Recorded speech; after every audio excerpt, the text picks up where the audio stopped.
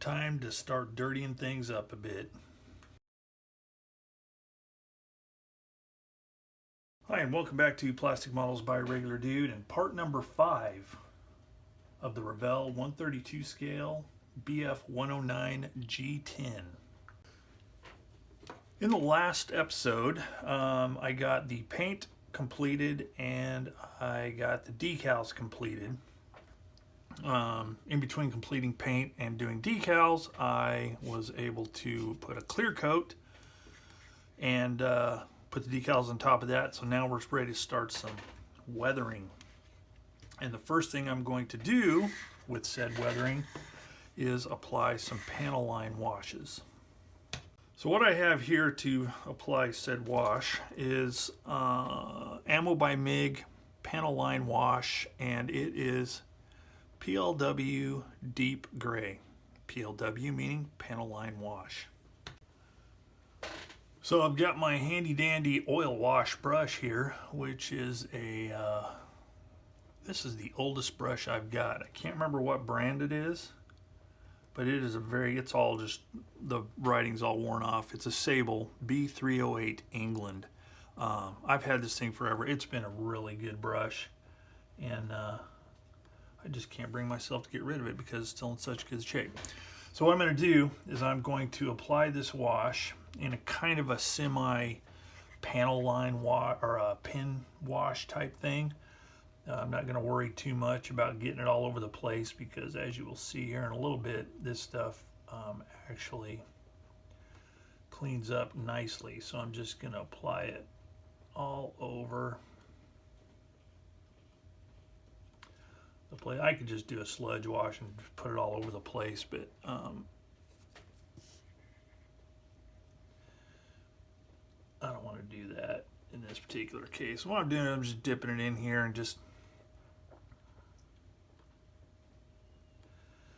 getting it dabbed off a little bit so there's not like a whole junk ton.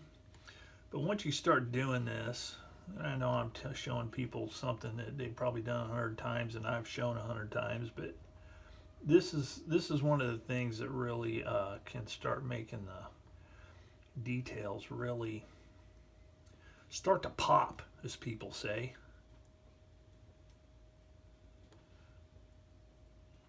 You know, you can see the piano hinge style detail a lot better there.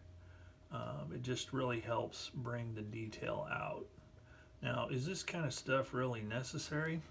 Not all the time. I've done some models recently where I have not done a panel line wash at all, but you can still see the detail.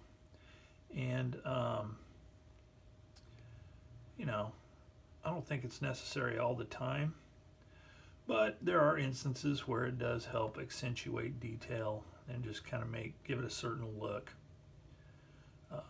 Depending on the color, depending on the level of detail a kit has as far as panel lines and such, sometimes I find it's just not necessary.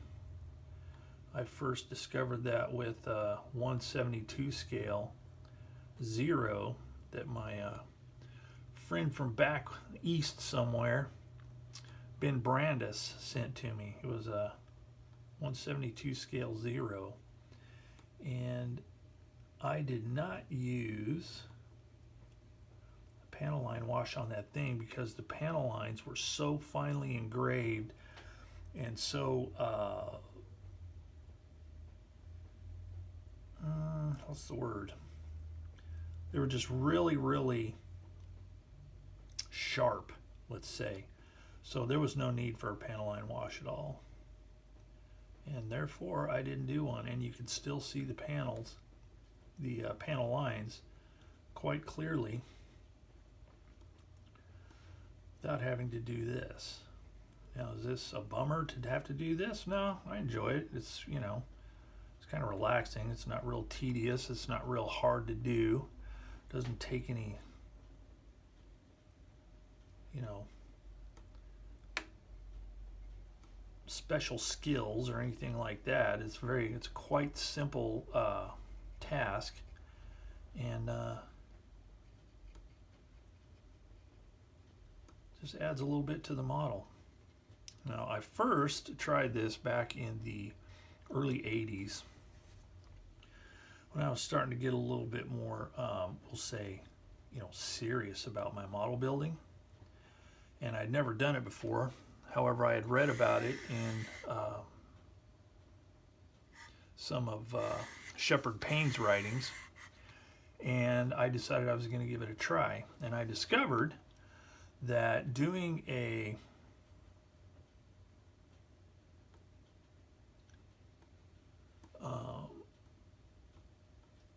wash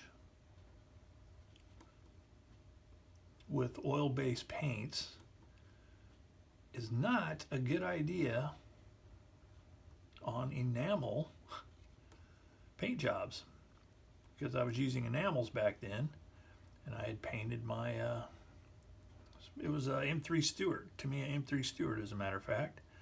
I had painted that thing up and it was all jolly looking, so I thought, I'm gonna do this wash thing, and I put it on there and I started rubbing the wash off, and I was like, hey, this is pretty neat, until I discovered it was also rubbing the paint off. Not very smart of me, but that was in the early days, and I learned that you kind of need to mix some of this stuff up, namely, do oils on top of lacquers or acrylics or something like that, water-based acrylics. So anyway, that was quite humorous, but anyway, I've been doing it ever since, off and on, and it's a good technique. And if you haven't tried it, well, that would be kind of weird, because almost everybody's tried it at some point.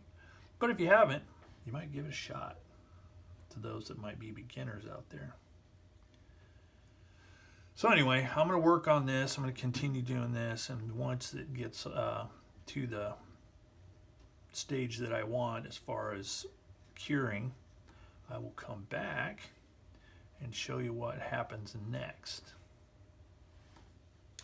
Alright, so once this stuff is dried, I can take something and just wipe it down. In this case, I'm using these Kim wipes that I purchased from Model Paint Solutions, and I guess they're used for like lab work. They can be used for microscope lenses and stuff like that. It doesn't leave any lint or fuzz like a paper towel will. So I like to use them for stuff like this for that very reason. Now, I've already wiped off on the front here, and as you can see, a comparison between, let's hit the zoom here a little bit. I think these are called Zeus fasteners, between the ones that haven't had a wash applied and the ones that have had a wash applied. They just make the details stand out a lot more, so stuff that you wouldn't maybe see at a distance, you can now see. Okay, so it's very simple, especially with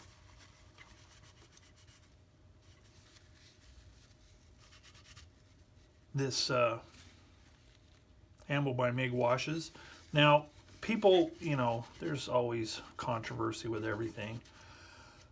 Maybe not controversy, maybe just disagreement, whatever you want to call it, but a lot of people bemoan the fact that, you can make your own washes, and why buy them if you can make them? Well, that is true, and I do make them on occasion depending on what color I want.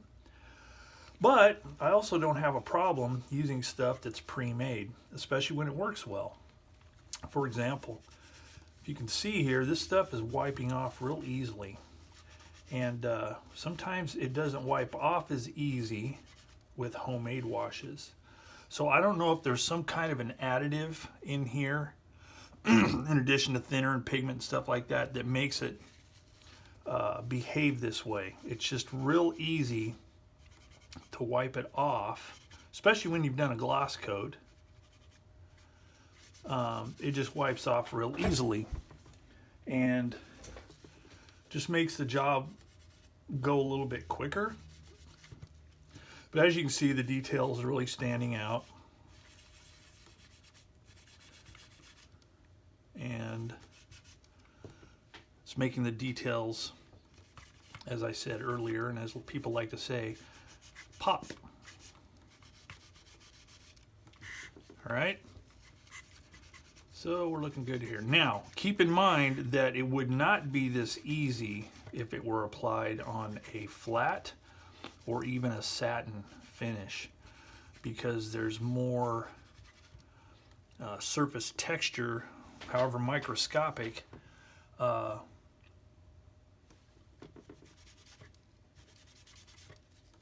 left on the surface with a non-gloss finish. So if you want to do this, I would recommend a gloss. Is it absolutely necessary? Probably not, but that's what I do, and a lot of others as well. So I'm just going to continue to clean this off, and then I'm going to flip it over. I'm going to do the other side, and then we'll come back and see what we have. Time to get dirty.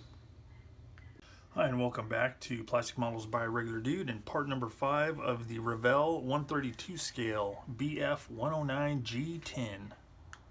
So in the last episode, I did the paint, I did the clear, I did the decals, and then in between videos here, I sprayed a semi-gloss coat on here using I believe it's Tamiya XF86, I think. Anyway, semi-gloss coat so I can start doing some weathering and get on to finalizing this project. So as you can see, everything looks pretty even with the semi-gloss coat on there. And the reason I did a semi-gloss and not a flat is I kind of like semi-gloss for aircraft, but I think it'll give it enough bite that I'll be able to do the weathering, whereas a gloss coat makes it a little harder. Things tend to slip around a little bit more instead of just, you know, sticking.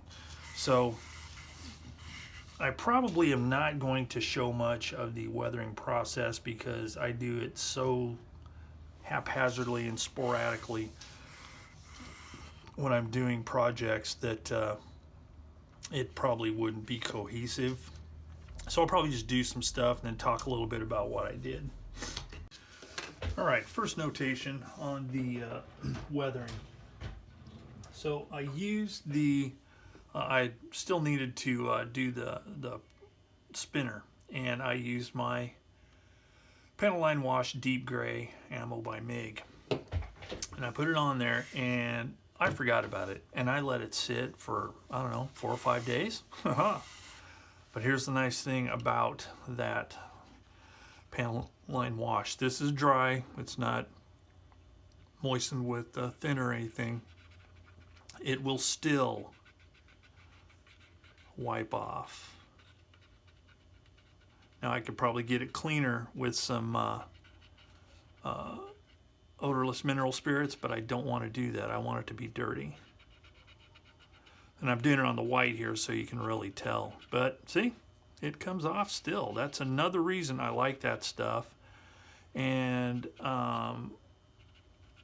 if I was using just regular, you know, like a homemade wash, using just like some Abteilung 502 or Winsor Newton or whatever, it would probably still come off. I'd probably have to use thinner to do it, and it would still leave it deposited and stuff like that. But I like this because it gives it a dirty appearance. It's not just in the detail only.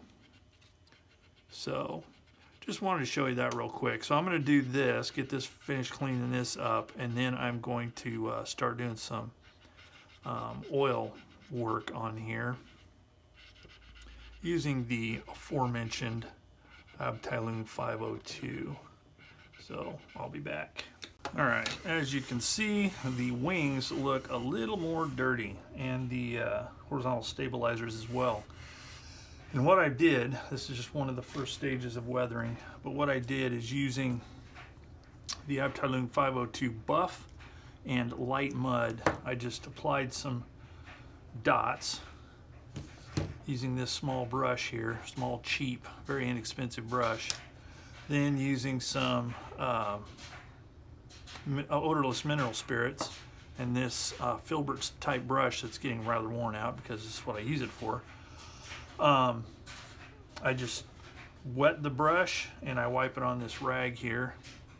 Quick note, try not to use paper towels. I mean, you may have success using paper towels, but I've found that sometimes the fibers can come off, and as you're working, it leaves the fibers on the surface. Now it's easy to clean off, you just wipe it off, but I just dab it off, most of it on a paper towel, and then use this to get the rest off because this is less likely to create lint, and then just stipple all over, just creating this real kind of uneven, rough, fading, staining look. I did the same thing on the prop. So that's what's going on right now. So I'm going to continue on with the fuselage, the back of the props. Then I'll flip it over and do the bottom side, but I'm going to do that will be a little bit different because of the different color and because of the metal finish, but I'll get to that in a bit.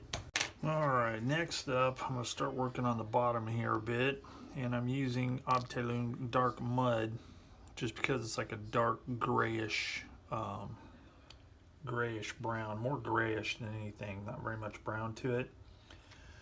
And I'm going to start strategically placing it in places to create some streaking and kind of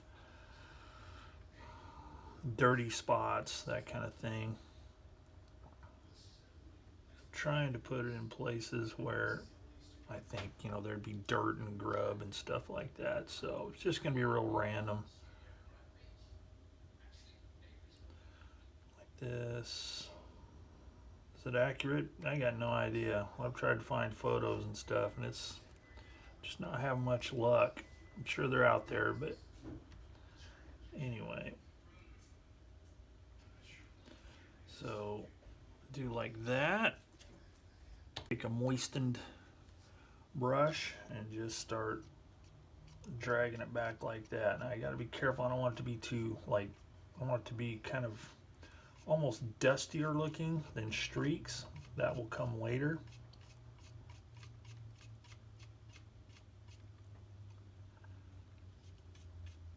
I don't want to overdo it because I'm going with the assumption that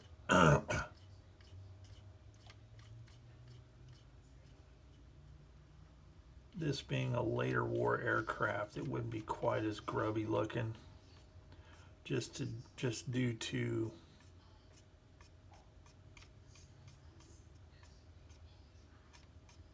a service life that's not quite as lengthy. You know, see, I'm getting all up in there, but that's easily fixed, and I'll show you how.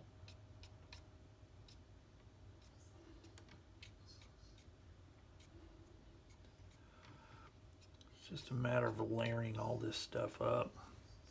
So I got that, so I'm going to use this other brush and clean that off.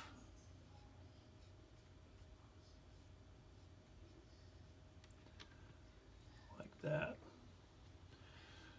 Same here. I'm going to do something different on these landing gear doors.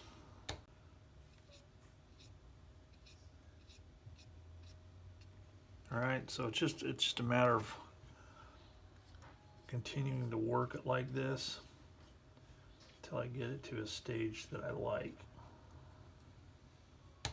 Okay, what I'm doing now is I have put some more dots of the mud color in some of the recessed areas and along edges, and using a dry, not even slightly moistened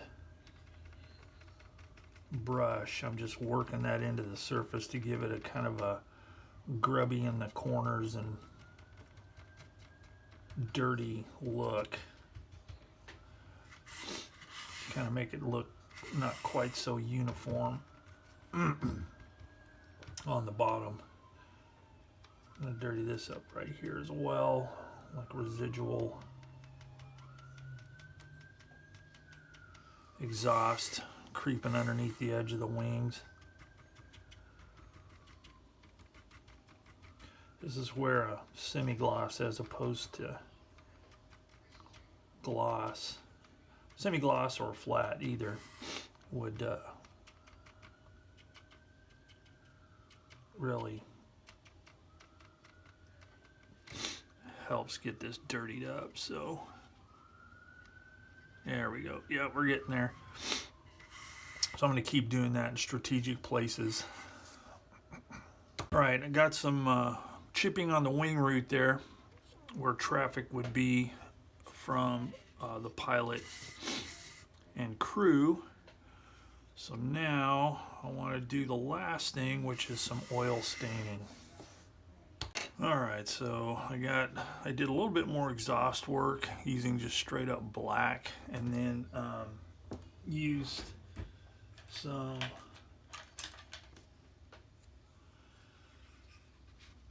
Abteilung engine grease to do some oil staining. Now, some may say, well, you don't got much oil staining and there's not a lot of blah, blah, blah, but here's the deal. I don't know enough about these things to confidently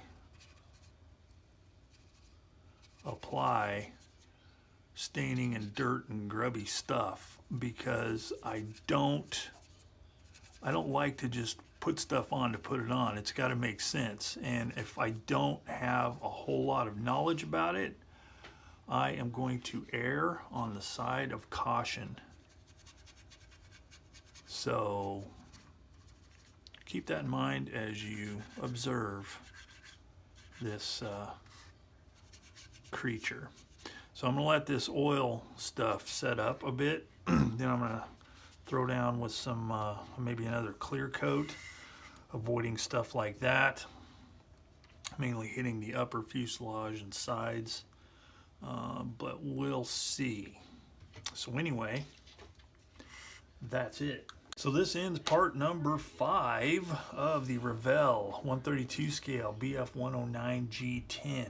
So next time when we come back, I will do the final, talk about the kit, and get a little slideshow for you. So if you enjoyed this video, hit the like button if you haven't yet and you'd like to see more of my builds from the past or in the future.